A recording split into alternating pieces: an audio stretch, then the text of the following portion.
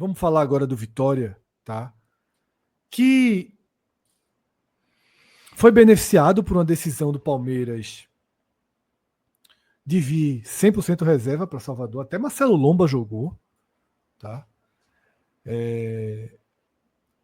E o Vitória abriu 2-0, tá? Conseguiu nivelar bem com o time reserva do Palmeiras. Quando Abel colocou 5 titulares em campo, foi progressivamente fazendo isso. O jogo foi saindo do controle, e no final se desenhou mais um 3-2 para o Palmeiras do que um 3-2 para o Vitória. O Palmeiras realmente assumiu o controle na reta final do jogo, tá? De toda forma, foi um pontinho ali que nem todo mundo soma. Mas o Vitória completa 3 jogos com 3 empates. O que é um pouco a assinatura de Carille, né? A gente comentou isso. Quando o Carille assume o Vitória, e ele assume já no primeiro jogo, pós paralisação do Mundial, porque a Copa do Nordeste acabou derrubando Carpini, Carille assume e dá essa mudança no Vitória, né? O Vitória passou a ser mais competitivo. Mas a verdade é que a sensação é de que remou, mas não saiu muito do lugar, né? Porque a gente está vendo aqui um gráfico em que o Vitória tem 3 pontos de distância para o Z4, tá? Essa margem que a gente está vendo é do Vitória em relação ao 17º, tá? Nesse momento é a melhor diferença que ele teve no campeonato em relação ao 17º. Porém, o Vitória tem mais jogos, né? O Vitória é um dos pouquíssimos times do campeonato que tem os 18 jogos. O Vasco tem 16, que é o time imediatamente atrás. O Fortaleza tem 17. O Juventude tem 16. Então, no final das contas, ele está numa faixa aí de que pode ser ultrapassado, ou pelo menos alcançado, né? Até ultrapassado mesmo, no caso, por Fortaleza e Vasco. Ou seja, Carille não conseguiu ainda mudar o campeonato do Vitória nem de perto, tá? Repito, a sensação que eu tenho é que lutou mais, brigou mais, resistiu mais, remou, mas a correnteza não tirou do lugar, né? Esse resistiu mais é bem importante, viu, Fred? Esse resistiu mais faz o time ficar 5 jogos sem perder. Veja, Sim. Tá um grão em grão, beleza. Mas tem uma vitória no mês sobre o Bragantino. Mas para um time que disputa, briga contra o rebaixamento, tá 5 rodadas sem perder.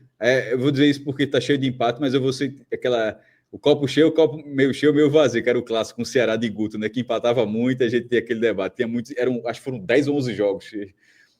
Para mim, é a mesma lógica. Eu não vou minimizar. Eu não gosto muito do trabalho de Carille, não, tá?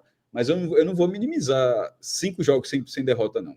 Tem uma pipocada ali de ter levado aquele gol do empate do Sport, que nesse momento está custando muito, esses 2 pontos a mais aí.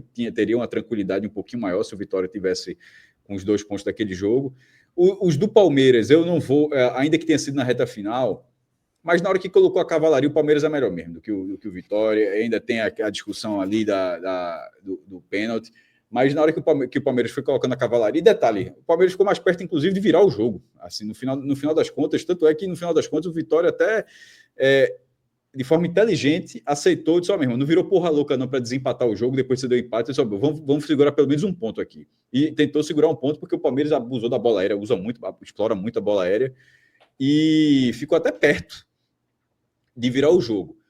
Mas, ainda que tenha sido esses 2-2 malucos que tiveram por aí, mas tendo a vitória, mas tem também um empate com o Botafogo, assim, é um grão em grão que coloca ele ameaçado, como você falou, o número de jogos do Vitória coloca ele na mira de Vasco e Fortaleza, mas não é por causa de Carille, Fred. Não. Não, só estou argumentando para dizer assim, essa mira existe. Acho que o Vitória ganhou competitividade. Essa mira tá aí, mas não é por causa de Carille. Inclusive, se ele mantiver esse grão em grão aí, é muito provável que o Vitória não caia, mesmo que seja nesse ritmo mais lento, assim, pode até passar um aperreio, mas assim, talvez não caia. Então, ainda que seja um time com suas limitações técnicas, que tenha desperdiçado alguns pontos nessas últimas rodadas, mas estancou. É um time que empata demais, inclusive, tá? Mas é um time, Fred, que em determinado momento ali, o Vitória tinha. Só para colocar nessa sequência, né? O Vitória tinha 2 vitórias, 5 empates e 6 derrotas. A campanha do Vitória ela estava crítica. Ela deu uma estabilizada. É óbvio que tem um excesso de empates aí, embora ninguém consiga superar o ABC. Assim, o ABC na Série C é um negócio assim inacreditável. Mas eu vou deixar, depois de ter feito as críticas em programas anteriores em relação ao trabalho do Fábio Carille, mas eu vou deixar o Vitória de stand-by aqui. Para mim está aceitável. Para mim era também, pior. bem aceitável. O time era pior. Como você falou, passou a ser competitivo. O Sport passou a ser competitivo com o Daniel Paulista. Não adianta mais. O Vitória passar a ser um pouco mais competitivo adianta. E o competitivo é estancar. Repito, eu não estou falando de ser competitivo de ganhar jogos. Tanto é que só tem uma vitória e tem 4 empates. Mas passou a ser ele era um time que perdia. O Vitória era um time que perdia jogos. Então, ele passou a ser um time difícil de ser batido. Como é o que se imagina quando você contrata o Fábio Carille. Aliás, a sequência de resultados com o Fábio Carille, se ninguém soubesse que é o treinador do Vitória e fosse uma prova de vestibular e tivesse no Fábio Carille, o cara marcava. Isso aqui é Carille, o treinador. O cara, esse aqui é Carille, Luxemburgo, Mourinho. Aí também estava muito fácil a prova, né? Mas enfim. Mas aí o cara marcaria Carille, porque é bem o estilo dele. Ravel. Fred, quem tem acompanhado meus comentários aqui sobre o Vitória no Raio-X, nos recortes mais recentes, tem visto que minha postura é elogiosa em relação à evolução do trabalho de Carille e como o Vitória vem jogando bola. Quero deixar claro que esses destaques positivos, eles permanecem e ganham capítulos até interessantes para se analisar. Na minha opinião, o Vitória vem apresentando cada vez mais um volume ofensivo, uma capacidade de tratar bem a bola, aspectos esses, inclusive, que eu acho que nem o torcedor mais otimista esperava encontrar a assinatura de Carille com esse trabalho. Quando se contrata um Carille, se contrata sobretudo a expectativa de um time reativo que jogue de maneira mais postada em linha baixa, esperando oportunidades para estocar o adversário. E não é isso que o Vitória vem fazendo, à exceção do jogo contra o Botafogo, onde a postura foi mais de um time que aguardava as oportunidades para sair no momento certo. Nesse recorte, na era Carille, que começa ali no jogo a partir do Internacional, o Vitória tem cada vez mais apresentado qualidade no setor ofensivo. A evolução no setor ofensivo com Carille é nítida. Renato Kaiser tem conseguido fazer gols e jogar bem, não só fazer gols, como jogar bem. Ronald, para mim, é um jogador que vem vivendo uma ótima fase. Ele se achou naquela posição de substituto momentâneo de Mateuzinho e é uma peça fundamental para fazer esse meio-campo jogar bola. Inclusive, estou de olho já no atleta, viu? Espero que o City esteja também, para mim ajudaria. Mas é um atleta que, brincadeiras à parte, é um atleta que tem jogado muita bola. Acho que Carille bancou e fundamentou bem a importância de Cáceres para esse elenco como um lateral titular, apesar do investimento vultuoso para o orçamento do Vitória em Claudinho, um jogador que acabou se mantendo, que fatalmente agora se lesionou, mas que para mim vem fazendo um bom brasileiro pelo Vitória. E eu acho que agora, nesse último jogo, ele conseguiu ter uma resposta muito clara de que Lucas Braga não dá mais. Porque Oswaldo, para mim, foi o melhor jogador da partida contra o Palmeiras, o melhor jogador em campo mesmo, jogou muito bem.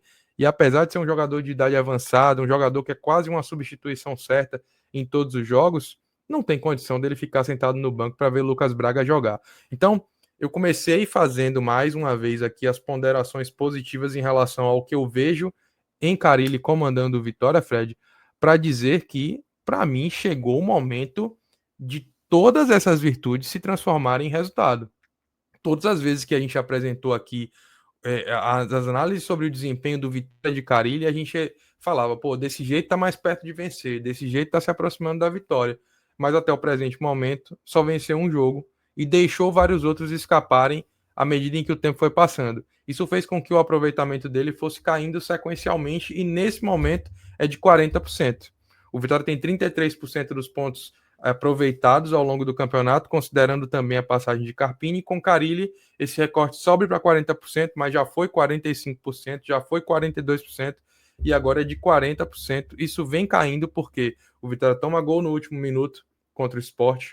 O Vitória perde um gol absurdo com o Lucas Braga contra o Mirassol e dessa vez, respeitando todas as condições, nesse caso, o Vitória foi muito melhor que o Palmeiras quando o Palmeiras estava com reserva. Com o time titular fica difícil competir, não só para o Vitória, mas como boa parte dos times da competição, mas talvez tivesse conseguido defender melhor esse resultado se a estratégia fosse melhor colocada. Eu mesmo, assim, na minha opinião, não gostei da entrada de Edu no lugar de Oswaldo. Eu acho que ele deveria ter mantido as características do time, colocar mais um zagueiro na tentativa de proteger a bola aérea do Vitória, que nunca funciona. Todos os times atacam a bola aérea do Vitória. Para mim, foi uma estratégia infeliz. O time acabou morrendo, não conseguia segurar a bola lá em cima. E eu acho que esse foi um ponto negativo da escolha de Carille nessa noite. Se é que é uma das coisas que ele conseguia ainda ter controle, porque de fato, como eu disse, enfrentar um time titular do Palmeiras é muito difícil, mas eu acho que ele acabou chamando muito o adversário para si. E eu acho que de alguma forma o Vitória precisa vencer jogos, porque eu concordo muito que assim, estar fora da zona é muito importante para o trabalho, não perder e ser competitivo é muito importante para o trabalho, mas na análise fria e matemática, em 4 jogos é melhor você vencer 2 e perder 2 do que empatar 4.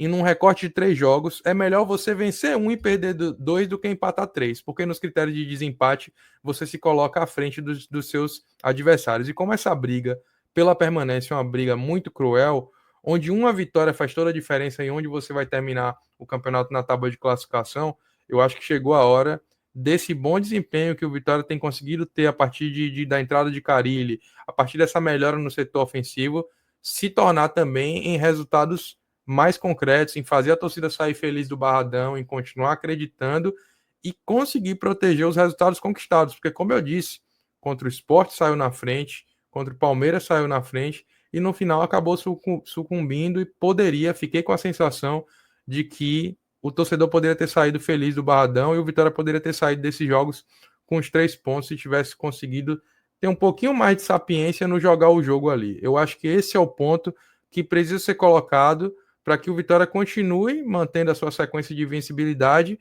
mas que essa sequência, Fred, possa agora ser acompanhada de resultados mais positivos, resultados que façam com que o time tenha algum respiro e essa margem de segurança seja de fato uma margem real, uma vez que os seus times aí adversários estão com menos jogos na tabela. Perfeito, cara, ele conseguiu tapar o tiro que tava, o rombo, o sangue jorrando. Mas aí é esse passo acima, que ele precisa sempre dar e ele não consegue. Eu só não sei se o sangue estava tão jorrando na Série A, não. É esse o meu ponto, sabe?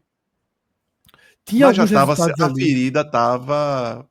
Não estava mais encaixando. Eu acho que assim... Mas veja... O torcedor do Vitória já não estava mais aguentando Carpinho. Assim...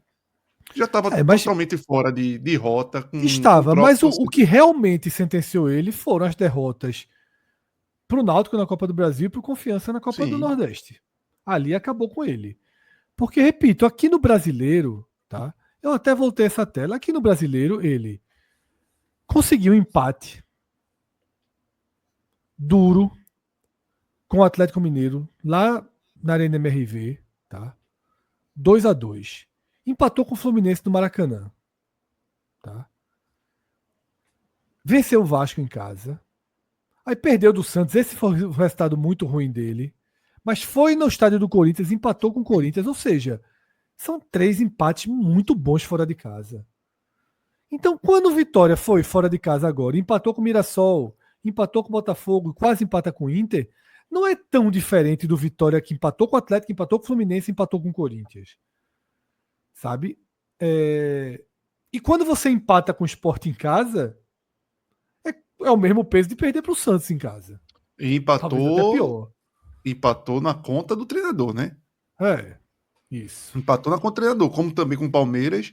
Por mais que tenha todos os méritos do Palmeiras, da cavalaria entrando, que foi a mesma coisa que o Sport sofreu A com o bunda na Palmeiras, parede foi muito cedo e muito grande. mas é isso, o modo Carille de ser, de já, opa, ajudar o adversário a de alguma maneira estar mais perto da tua barra e alçar a bola na área, pô. Se o Palmeiras tem força ali, não vai adiantar tu recuar logo.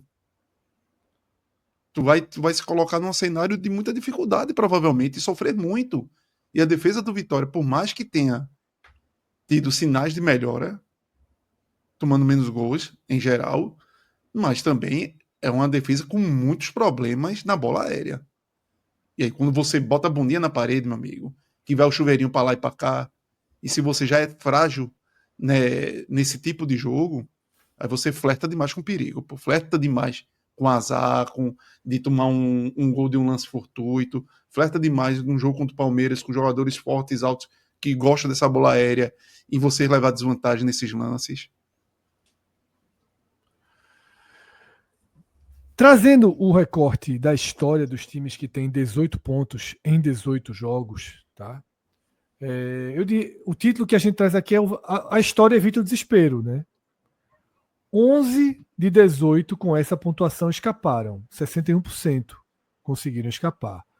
Mas a gente percebe que o grosso dos times jogou ali 15º, 16º e aí na zona de rebaixamento, né? Então, me parece muito natural que o Campeonato Vitória com o Carille vai ser ali, né?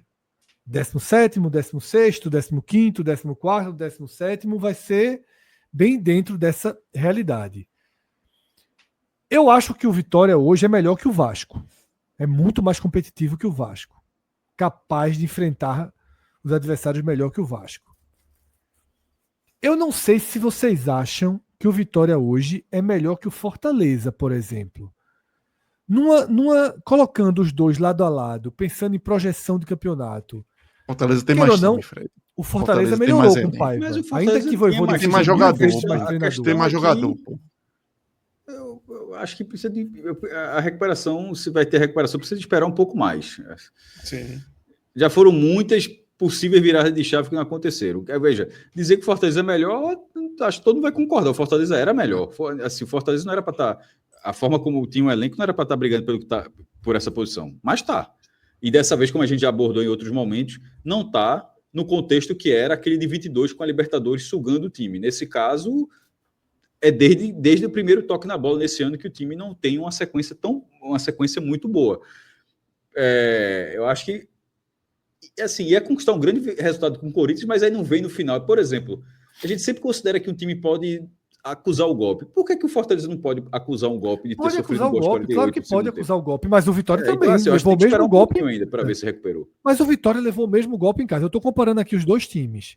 Não, eu acho que não é porque, que o Fortaleza mudou a rota dele, não. O que eu estou falando, perfeito. Isso. O que eu estou falando, cara, é o seguinte, vamos lá. O Vitória é 16º. Aí vamos lá. Para ter margem de confiança, de segurança na permanência. Ele é melhor que o Santos? Eu não acho. Eu acho que o Santos não vai cair. Eu acho que esse Santos não cai. Eu acho que esse Santos vai se organizar e vai escapar. Tem dois caras que são muito acima, Neymar e o Luiz. É assim. Exatamente. O Grêmio é muito fraco. Vamos lá colocar o Grêmio na conta. O Grêmio é muito fraco. Mas já tem os pontinhos a mais ali, a gente sabe como é o mando de campo. Okay. Que cair é exceção. Aí no final das contas a gente vê hoje, descarta Juventude e Sport. Eu começo a ver ali um triangular, digamos assim, Fortaleza, Vasco e Vitória, onde só um escapa. Talvez o Grêmio. Ok. Talvez o Red Bull Bragantino se parar completamente. Tem que desligar demais, Fred.